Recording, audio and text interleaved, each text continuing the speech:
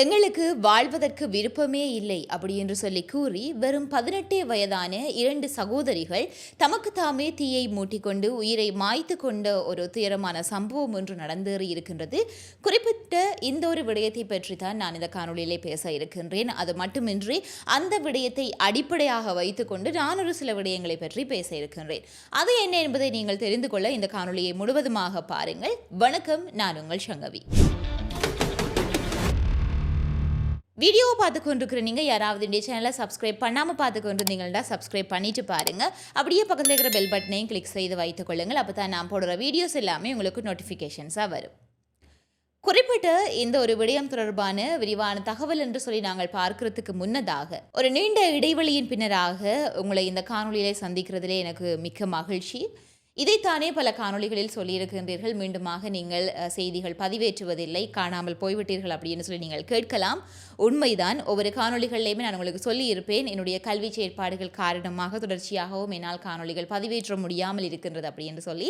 இருந்தாலும் அந்த கல்வி செயற்பாடுகள் முடிவடைந்ததன் பின்னராக நான் என்னுடைய இந்த வேலையை மீண்டுமாக ஆரம்பிக்கிறதுக்கு எண்ணியிருந்த நேரத்தில் தான் என்னுடைய இந்த ஸ்டூடியோ வேலைகளை நான் ஆரம்பித்திருந்தேன். குறிப்பாக என்னிடம் இருப்பதை வைத்துக்கொண்டு தான் நான் இந்த ஒரு பயணத்தை ஆரம்பித்திருந்தேன்.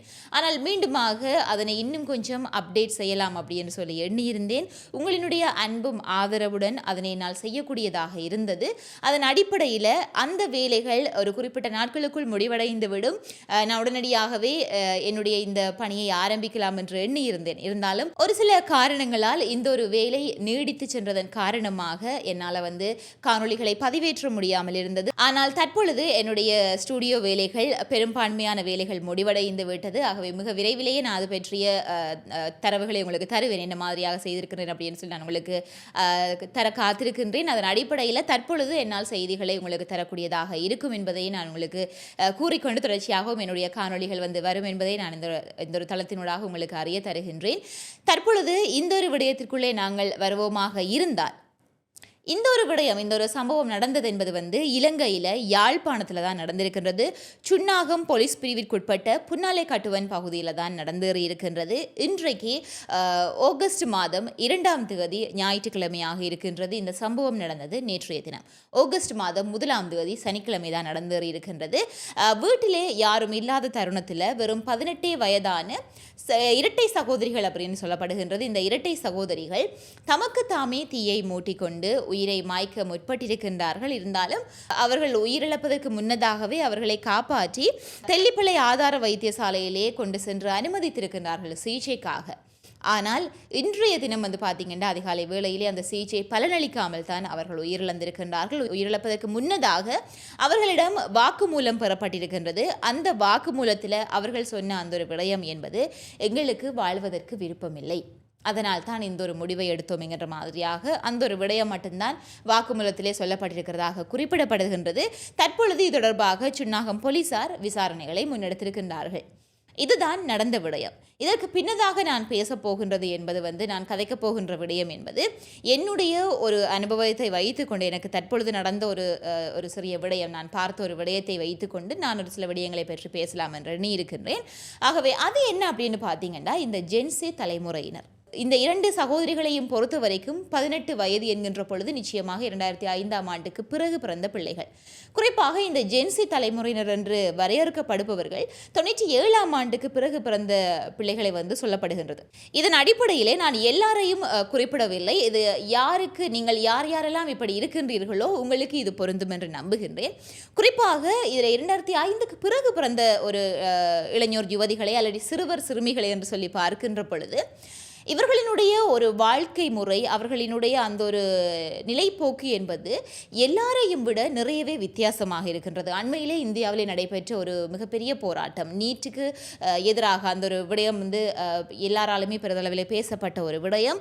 அந்த நீட் தொடர்பாக முன்னெடுக்கப்பட்ட அந்த போராட்டத்தில் எல்லாருடைய பாராட்டையும் பெற்றவர்கள் என்று பார்க்க போனால் இந்த ஜென்சி தலைமுறையினர் அப்படின்னு சொல்ல முடியும். அவர்களினுடைய ஒரு அசாத்திய அந்த தைரியத்தை எல்லாரும் பாராட்டினார்கள். ஆனால் அந்த அசாத்திய தைரியம் என்பது தற்பொழுது தவறுதலாக பயன்படுத்தப்பட்டு கொண்டிருக்கின்றதோ என்றுதான் இங்கே பெரிய கேள்வியாக இருக்கின்றது. குறிப்பாக இந்த 18 வயது பிள்ளைகள் இந்த இருவர் இறந்திருக்கின்றார்கள் என்கின்ற சமயத்திலே தங்களுக்கு வாழ்வதற்கு விருப்பம் இல்லை என்று சொல்லியிருக்கின்றார்கள்.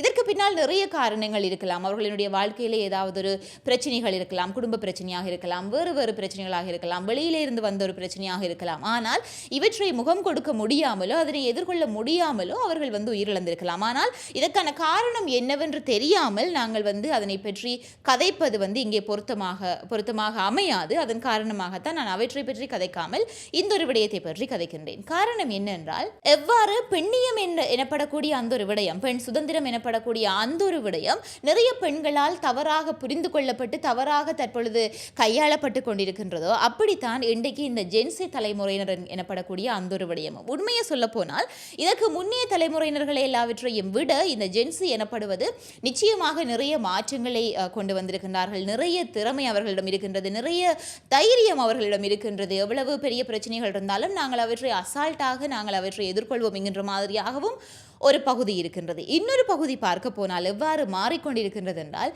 சின்ன சின்ன பிரச்சனைகளுக்கெல்லாம் முகம் கொடுக்காமல், அந்த சவால்களை எதிர்கொள்ள முடியாமல், அதனை தங்களுக்கான ஒரு டிப்ரெஷன், தங்களுக்கான மன அழுத்தம் அப்படி என்று சொல்லி கூறி ஒதுங்கி போபவர்களும் நிறைய பேர் இருக்கின்றார்கள். ஒரு சிறிய பிரச்சனையை பார்த்து ஒரு முடிவெடுப்பார்கள், நான் இப்படித்தான் வாழ்வேன் அப்படின்னு சொல்லி முடிவெடுப்பார்கள். ஆனால் அதனை நிலையாக நிற்க மாட்டார்கள்.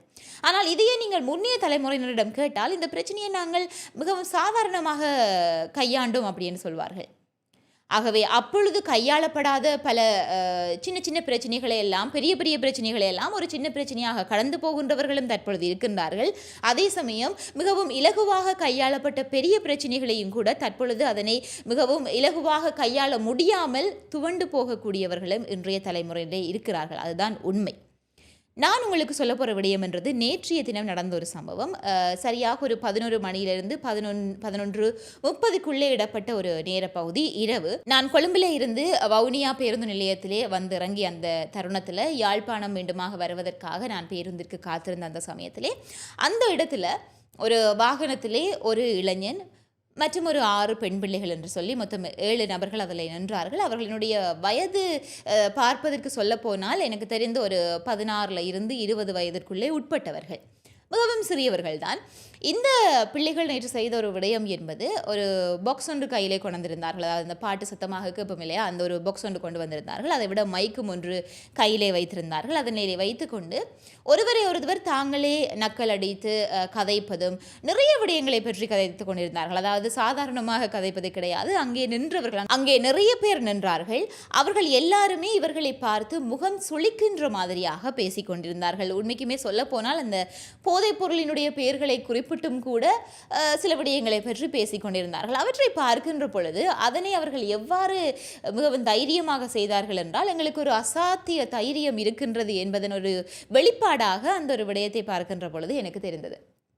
ஆனால் அவர்களுக்கு அது தெரியவில்லை. அந்த இடத்துல செய்வது ஒரு பப்ளிக் நியூசன்ஸ். அதிலே நாங்கள் பொதுமக்களை நாங்கள் ஒரு இடைஞ்சலாக ஒரு விடயம் செய்ய முடியாது, இடையூறாக நாங்கள் நிறைய விடயங்களை பேச முடியாது என்பது கூட அவர்கள் தெரியாமல் அதில் நின்று பேசிக்கொண்டிருந்தார்கள். அந்த நேரத்திலே ஒரு இராணுவத்தினர் அடங்கிய ஒரு 10-15 இராணுவத்தினர் அடங்கிய ஒரு வாகனம் ஒன்று அங்கிருந்து இவர்களை பார்த்த வண்ணமாக நகர்ந்து கொண்டிருந்தது. அப்பொழுது இவர்கள் டக்கண்டு என்ன சத்தமாக சொன்னார்கள் அப்படி என்றால், நாங்கள் இதற்காக பயப்பட வேண்டும், இங்கே யாரையாவது நாங்கள் கையை பிடித்து இழுத்தோமா, இங்கேயே 6, அதில் நின்று அந்த இளைஞன் சொன்னது, இங்கேயே என்னை சுற்றி 6 பெண்கள் இருக்கின்றார்கள், இதனையும் விட வீட்டிலையும் இருக்கின்றார்கள், நான் எதற்கு இங்கே கையை பிடித்து இழுக்க வேண்டும், எதற்காக நான் பயப்பட வேண்டும் என்கின்ற மாதிரியாக. வெறுமனே கையை பிடித்து இழுப்பது மட்டும் அங்கே பிரச்சனை கிடையாது. பொதுமக்களுக்கு இடையூறாக நீங்கள் ஏதாவது ஒரு செயல் செய்தால் அதுவுமே அங்கே ஒரு பிரச்சனை தான். அதுக்கு எதிராக சட்ட நடவடிக்கைகள் எடுக்கப்படலாம் என்கின்ற அந்த ஒரு பொது அறிவு கூட இல்லாமல் அவர்கள் செயற்பட்ட விதம் நிச்சயமாக கோபத்தை வர வைக்கக்கூடியதாக இருந்தது.